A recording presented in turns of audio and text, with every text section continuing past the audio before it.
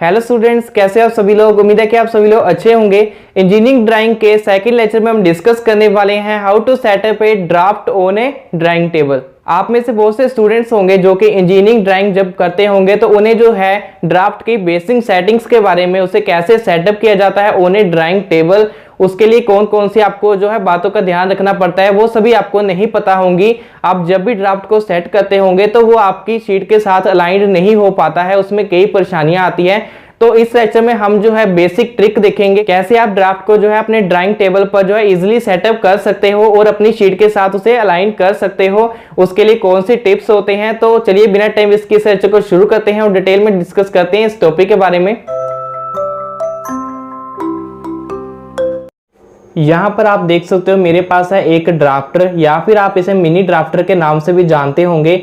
Engineering drawing में ये हमारे पास सबसे मेन कंपोनेंट होता है। इसकी मदद से हम जो है इंजीनियरिंग ड्राइंग को काफ़ी आसानी से कर सकते हैं, क्योंकि इसमें काफ़ी हमें जो है फीचर्स मिल जाते हैं, जैसे लाइंस को लगाना, एंगल्स को लगाना। इसकी मदद से काफ़ी आसान हो जाता है, जिससे हमारा जो है समय भी बचता है एक इंजीनियरिंग ड्राइंग में। और साथ ही साथ जो हमारी इंजीनियरिंग ड्राइंग होती है, जो भी हमारे डायग्राम्स बनेंगे, शीट्स बनेंगी, वो काफ़ी नीट एंड क्लीन और एक्यूरेसी के साथ बनती है अगर हम जो है इसका इस्तेमाल करना सीख लें। जहां पर मैं आपको इसे सेटअप करना बताऊंगा कि आप टेबल पर इसे जो है कैसे सेटअप कर सकते हैं, क्योंकि बहुत से स्टूडेंट हैं जो कि पहली बार इसे यूज़ करते हैं तो उन्हें इसे जो है सेटअप करना नहीं आता है टेबल पर। मैं आपको इस वीडियो में बताऊंगा कि आप इसे इजीली कैसे सेटअप कर सकते हो, मैं कौन सा तरीका अपनाता हूं इसे टेबल पर सेट करने के लिए। तो उस तरीके से आप जो है इसे सेट करके काफ़ी आसानी से यूज़ कर पाओगे। यहाँ पर मैं अपने घर का टेबल यूज़ कर रहा हूँ। ये काफ़ी ऑर्डिनरी टेबल जो हमारे घर में होते हैं वो हैं। वैसे ज़्यादातर इसे जो है ड्राइंग टेबल पर सेट किया जाता है। जो भी आपके जो कॉलेज में ड्राइंग टेबल्स होंगे वहीं पर आपको इसे सेट करना पड़ता है। उसमें काफ़ी फीचर्स भी होते हैं उन टेबल्स में। आप उसे जो है अपने अकॉर्डिंगली उसकी हाइट भी एडजस्ट कर सकते हो, उसे एंगल पर जो है रोटेट भी कर सकते हो। तो मेथड सेम ही रहेगा इसे सेट करने का, आपको मैं यहाँ पर सेट करना बता दूंगा। तो आप उसके बाद अगर आपको मेथड समझ आ जाता है तो आप किसी भी टेबल पर इसे आसानी से जो है सेटअप कर पाओगे। उससे पहले हम जो है इस ड्राफ्टर के थोड़े से कंपोनेंट के बारे में जान लेते हैं। जो आप देख रहे होंगे यहाँ से आप इसे जो है ऐसे मूव कर पाओगे। ये हमारा सबसे ऊपर वाला कंपोनेंट होता है। इसे हम ऐसे अगर करेंगे तो ये वाला जो हिस्सा होगा ये हमारे ऐसे टेबल में फिक्स हो जाता है। इसका जो नीचे वाला अगर पोर्शन देखोगे, आपको इसे जो रोटेट करके साइड व्यू देखोगे तो ये सी की तरह बना होता है। इसे जो हम जो है ऐसे अपने टेबल के बीच में फिक्स कर देते हैं। जो जे वाला आप पोर्शन देख रहे होंगे, जे आपका पोर्शन जो है, यानी कि जे वाला आप देख रहे होंगे सी का जे वाला पार्ट, जे आपके टेबल में बिल्कुल कॉन्टैक्ट में आना चाहिए। जे इसे आप फिक्स करके जो है इस स्क्रू की मदद से टाइट कर सकते हैं, ताकि आपका जो ड्राफ्टर है अपनी पोजीशन से हिले ना एक बार सेट करने के बाद। उसके बाद हम नेक्स्ट कंपोनेंट को देखते हैं, जे वाले कंपोनेंट को। जे कंपोनेंट हमारे जो है ड्राफ्टर को फ्रीली मूव करने में मदद करता है। इसकी मदद से हमारा ड्राफ्टर जो है मूव करता है। आप देख पाओगे यहाँ पर इसमें जो दो स्क्रू लगे हुए हैं, जे वाले इससे अटैच्ड हैं, जो हमारा फिक्सिंग पॉइंट है। और जो जे वाले जो आप देख रहे होंगे, जो स्टील के जो वायर्स होती हैं, ये हमारे स्केल के साथ कनेक्टेड होती हैं। इसकी मदद से हम किसी भी एंगल पर अपने स्केल को चेंज कर सकते हैं, मूव कर सकते हैं। तो ये मूवमेंट के लिए होता है, जहाँ पर आपको जो है इसे चेक करना पड़ता है कि आपका स्केल जो है वो बिल्कुल अच्छी तरह से वर्क कर रहा है, अच्छी तरह से ये मूव हो रहे हैं। परचेस करते वक्त आप इसका ध्यान जरूर रखिए। उसके बाद हम आ जाते हैं अपने स्केल पर। यहाँ पर आप देख पाओगे ये है हमारे ड्राफ्टर का स्केल। यहाँ पर अगर आप देखोगे तो ये हमारे पास एक जो है एल शेप में स्केल बना हुआ है। इसे मैं जो है पूरी तरह से खोल लेता हूं। यहां पर आप देख पाओगे हम कुछ इस तरह से ड्राफ्टर को जो है सेट करते हैं। सेट होने के बाद हमारा ड्राफ्टर कुछ इस तरह से शीट पर आ जाता है। जहां पर आप स्केल देख पा रहे होंगे, जो एल शेप में हमारे पास एक स्केल है। इस पर जो है हॉरिजॉन्टली 25 सेंटीमीटर तक जो है मेजरमेंट होता है और वर्टिकली 15 सेंटीमीटर तक का मेजरमेंट होता है। जहां पर आप जो स्क्रू देख रहे होंगे, जो क्लैंप देख रहे होंगे, आप इसे जो है किसी भी एंगल पर सेट करके इसको जो है फिक्स कर सकते हैं। यहाँ पर भी आप अगर देखोगे, जहाँ पर अगर आप देखते हो, जहाँ पर एक छोटा सा जो है जहाँ पर सर्कल बना हुआ है, उसमें एक रेफरेंस लाइन भी बनी हुई है। मैं आपको थोड़ा सा जूम करके बताता हूँ, आप देख सकते हो। यहाँ पर आप देख पाओगे जो सर्कल है इसमें एक लाइन बनी हुई है, जो रेफरेंस लाइन होती है।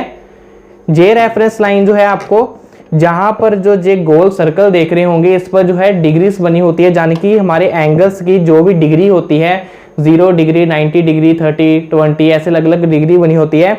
आपको जहां पर इस जो रेफरेंस लाइन है इसे 0 डिग्री के साथ जो है मैच करना होता है। जैसे मैं जहां पर अगर इसे 0 डिग्री से मैच करता हूं, मैच करने के बाद अगर मैं इस क्लैंप को जो है जब स्क्रू को टाइट कर दूंगा तो मेरा स्केल जहां से हिलेगा नहीं। उसके बाद आप जहां पर चेक करोगे ये 0 डिग्री पर हमारे रेफरेंस लाइन पर सेट हो गया है स्केल, और अभी जो बिल्कुल 90 डिग्री एंगल पर देखिए आप सेट हो गया है। अभी हम जो है इस ड्राफ्ट स्केल को अपने टेबल पर सेट करके देखते हैं और भी डिटेल में देखेंगे कि सेट होने के बाद हमारा जो ड्राफ्टर है वो कैसे वर्क करता है। यहाँ पर आपको हमेशा एक बात का ध्यान रखना होता है कि आपको जब भी ड्राफ्टर सेट करना है सबसे पहले आपको जो है ड्राफ्टर को सेट करना है, उसके बाद आपको शीट को यहाँ पर फिक्स करना है। अगर आप ड्राफ्टर से पहले शीट को यहाँ पर टेबल पर फिक्स कर दोगे तो आपकी अगर शीट जो है बिल्कुल अलाइंड नहीं हो पाई अगर बाई चांस अपने ड्राफ्टर के साथ, तो आप वहां पर शीट फिर से उखाड़ोगे तो आपकी शीट खराब हो सकती है। इसलिए हमेशा आपको पहले जो है रफली ड्राफ्टर को जो है ऐसे टेबल पर रख लेना है। उसके बाद आपको देखना है कि आपका जो ड्राफ्टर है कितना एरिया कवर कर रहा है। जैसे अगर मैं जहां पर ड्राफ्टर को सेट करूं तो मेरा ड्राफ्टर मैक्सिमम जो है इस पोजीशन तक आ पा रहा है, इससे पीछे वो नहीं जा पाएगा। जब मैं इसे यहाँ पर फिट कर दूंगा तो आपको हमेशा इस बात का ध्यान रखना है, जैसे मुझे अभी पता चल गया मेरा ड्राफ्टर जहां तक आ पा रहा है तो मैं शीट्स को है इस पोजीशन के बाद ही लगाऊंगा। अगर आप ऐसा सोच रहे होंगे कि मैं जहां पर ड्राफ्टर को ले आऊंगा बाद में अगर मेरी शीट गलत लग भी गई तो ऐसा नहीं हो पाएगा, आपका ड्राफ्टर आगे ही जाएगा। आपका स्केल पीछे करने के लिए आपके पास कई बार जो है जहां पर जगह नहीं होती ड्राइंग टेबल पर, उस कंडीशन में आप जहां पर फंस जाते हो। इसलिए हमेशा ड्राफ्टर पहले सेट करो या फिर रफली ड्राफ्टर को लगाकर अपनी पोजीशन देख लीजिए शीट की। यहाँ पर हम जो है इस ड्राफ्टर को सेट करते हैं। ड्राफ्टर को सेट करना काफी आसान होता है। यहाँ पर हम जो है इस ड्राफ्टर के क्लैंप को जो है यहाँ पर फिक्स करते हैं इस टेबल के साथ। ये काफी आसान होता है। टेबल के कॉर्नर पर जाकर जो आपका लेफ्ट साइड टॉप कॉर्नर होगा, लेफ्ट साइड टॉप कॉर्नर पर जाकर आप जो है सिंपली इस ड्राफ्टर को जो है स्क्रू को बिल्कुल लूज कर लीजिए ताकि आपका जो स्क्रू है जो बिल्कुल साथ में लग जाए इसके। उसके बाद आपको जो है टेबल के बीच में इसे ऐसे फिक्स करना है दोनों तरफ से दबाकर, ताकि जे वाली मेटल आपकी पूरी इस टेबल के कांटेक्ट में आ जाए, इसमें कोई गैप ना बचे दोनों तरफ। उसके बाद आपको जो है इस स्क्रू को क्लैंप को टाइट कर देना है। जब आपका जहां पर जे पोर्शन जो है बिल्कुल अच्छी तरह से इसके साथ जो है मिल जाए, अच्छी तरह से जो है इसमें कोई गैप ना बचे, तो आपको इस स्क्रू को टाइट कर देना है। अभी ये आपका हिस्सा जो है देखिए आप फिक्स हो चुका है। इसे फिक्स करने के बाद अभी आप स्केल यहाँ पर कैसे सेटअप करोगे वो देखते हैं। यहाँ पर हमने जो है अपने ड्राफ्टर को फिक्स तो कर लिया है। अभी हम स्केल कैसे जो है फिक्स करेंगे, उससे सबसे पहले हम जो है 0 डिग्री पर सेट कर देंगे स्केल को, जहाँ पर रेफरेंस लाइन बिल्कुल 0 के साथ मैच होनी चाहिए। उसके बाद आप इस क्लैंप को जो है टाइट कर दीजिए।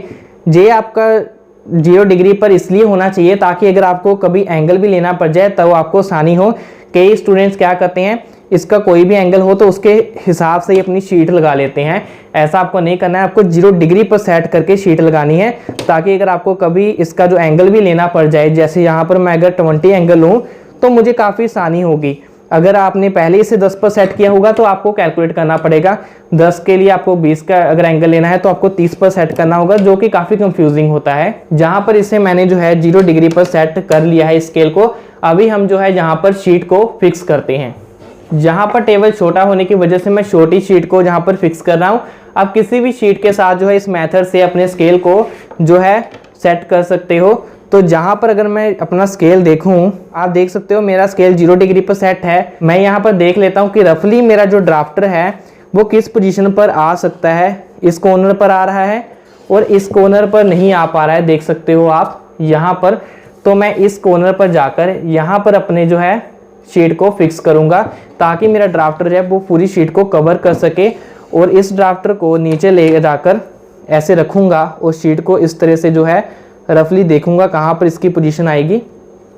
उसके बाद जो है जहाँ पर इसकी पोजीशन बिल्कुल सही आ रही है तो जहाँ पर मैं शीट को सेलो टेप की मदद से फिक्स कर देता हूँ।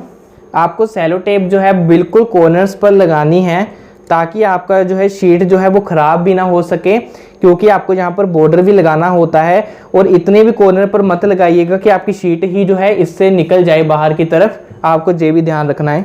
जहाँ पर मैंने जो है सेलो टेप की मदद से अपनी शीट को फिक्स कर लिया है, अभी देख सकते हो आप यहाँ पर। जहाँ पर मैं फिर से स्केल को इस कॉर्नर में ले जाकर देखता हूँ कि ये एल शेप के साथ जो है बिल्कुल पैरेलल है कि नहीं। अगर थोड़ा बहुत फ़र्क होगा तो मैं इसे जो है थोड़ा सा ऐसे ही सेट कर लूँगा। वैसे यहाँ पर कोई भी आप देख पा रहे होंगे कोई भी यहाँ पर एरर नहीं दिखाई दे रहा है। अभी क्या करेंगे हम, सबसे पहले हम यहाँ पर बॉर्डर लगाना देख लेते हैं। मैं यहाँ पर जो पेंसिल यूज़ कर रहा हूँ वो 10B है, वो इसलिए ताकि आपको स्क्रीन में अच्छी तरह से डार्क दिख सके। अदरवाइज आपको इंजीनियरिंग ड्राइंग में 2H या फिर H पेंसिल का मैक्सिमम इस्तेमाल करना होता है। H पेंसिल जो है वो इम्पोर्टेंट है, उससे ही आपका जो है सारा काम हो जाता है। यहाँ पर मैं 2 सेंटीमीटर का बॉर्डर लगा लेता हूँ। सिर्फ 2 तरफ लगाऊंगा ये बॉर्डर, सिर्फ आपको दिखाने के लिए। जहाँ पर मैं इसे ले जाकर, यहाँ पर हमारे पास है 0 सेंटीमीटर। 0 सेंटीमीटर वाला जो पोर्शन है हमारा यहाँ पर, उसे मैं शीट के बिल्कुल एज पर रखूँगा।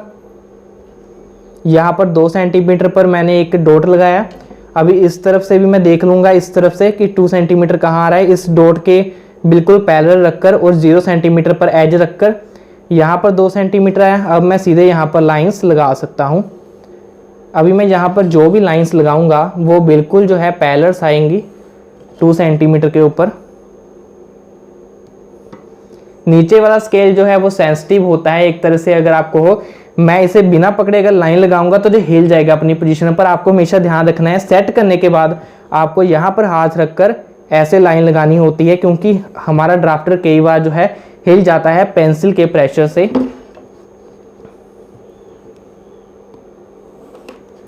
जहाँ पर दोनों तरफ बॉर्डर लगा लिए, इस तरफ मैं चारों तरफ भी लगा सकता था, लेकिन ये आपको दिखाने के लिए। अभी यहाँ पर आप कोई फिगर बनाओगे तो वो बिल्कुल पैरेलल बनेगी। जैसे मैं एक स्क्वायर बनाकर दिखाता हूँ, 4 सेंटीमीटर बाय 5 सेंटीमीटर का बना लेते हैं। और यहाँ पर ऊपर की तरफ भी मैं 4 सेंटीमीटर लूँगा। और यहाँ पर अगर आप देखोगे तो ऑटोमेटिकली यहाँ पर हमारे पास 5 सेंटीमीटर की लाइन आ गई। देखिए 4 सेंटीमीटर बाय 5 सेंटीमीटर। इस तरह से आप कोई भी इंजीनियरिंग ड्राइंग में लाइंस लगा पाओगे। इसकी मदद से आपके लिए काफ़ी आसान हो जाएगा सभी लाइंस लगाना। अगर आप मैं चाहूँ कि मुझे 45 डिग्री पर ऐसे लाइंस चाहिए यहाँ पर, तो वो कैसे लगाऊंगा। जहाँ पर 0 डिग्री पर हमने स्केल को सेट किया था, नीचे की तरफ को देखेंगे हम, हमारा 45 डिग्री कहाँ पर है। ये हमारा 45 डिग्री हो गया। और जहाँ पर मैं कोई भी लाइन लगाऊंगा वो 45 डिग्री पर ही लगेगी। ये हमारी 45 डिग्री पर जो है लाइन बन रही है। ये बिल्कुल पैरेलल लाइंस बन रहेंगी, कहीं पर भी आप शीट पर बना सकते हो।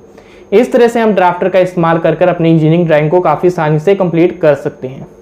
मुझे उम्मीद है कि ये लेक्चर आपको समझ आया होगा। अगर आपका ऐसे कोई क्वेश्चन यहाँ पे क्वेरी है तो आप नीचे कमेंट कर सकते हो, जिसका रिप्लाई करने की मैं कोशिश करूंगा। इंजीनियरिंग ड्राइंग के लिए हमने एक नई प्लेलिस्ट बनाई है, जिसमें आपको जो है प्रीवियस लेक्चर्स और आने वाले लेक्चर्स जो है एक सीरीज में मिलते रहेंगे। उसका लिंक आपको डिस्क्रिप्शन में मिल जाएगा। उस प्लेलिस्ट को आप जो है सेव भी कर सकते हो। नेक्स्ट लेक्चर में भी हम एक इंपॉर्टेंट टॉपिक को ही कवर करेंगे इंजीनियरिंग ड्राइंग के, तो उस लेक्चर को मिस ना करने के लिए, साथ में और भी सिविल इंजीनियर से रिलेटेड वीडियोस देखने के लिए आप मेरे चैनल को सब्सक्राइब कर लीजिए और साथ में बेल आइकन पर क्लिक कीजिए, ताकि आपको नई वीडियो के नोटिफिकेशन मिलते रहे। मैं मिलता हूं आपसे नेक्स्ट लेक्चर में नेक्स्ट नए टॉपिक के साथ। तब तक के लिए बाय बाय।